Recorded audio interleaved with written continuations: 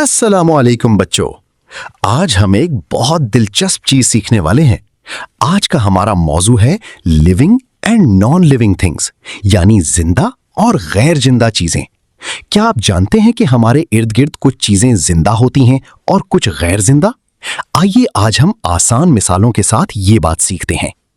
बच्चों, सबसे पहले हम बात करते हैं लिविंग थिंग्स की, यानी जिंदा चीजों की। जिंदा चीजें वो होती हैं जो सांस लेती हैं, बढ़ती हैं, हरकत करती हैं और खुराक खाती हैं। मिसाल के तौर पर कुत्ता, बिल्ली, परिंदे और दरख्त, ये सब जिंदा चीजें हैं क्योंकि ये बढ़ते हैं और हरकत भी करते हैं। अब हम बात करते हैं नॉन लिविंग थिंग्स की, यानी गैर जिंदा चीजों की। गैर जिंदा चीजें ना सांस लेती हैं, ना बढ़ती हैं और ना ही खुद हरकत कर सकती हैं।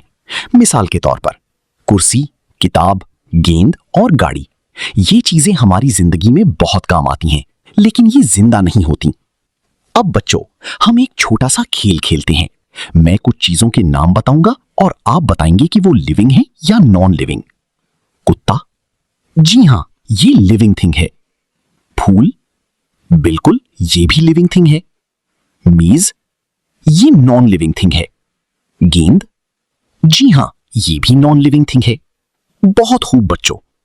तो बच्चों, आज हमने सीखा कि लिविंग थिंग्स वो होती हैं जो सांस लेती हैं, बढ़ती हैं और हरकत करती हैं, और नॉन लिविंग थिंग्स वो होती हैं जो जिंदा नहीं होती।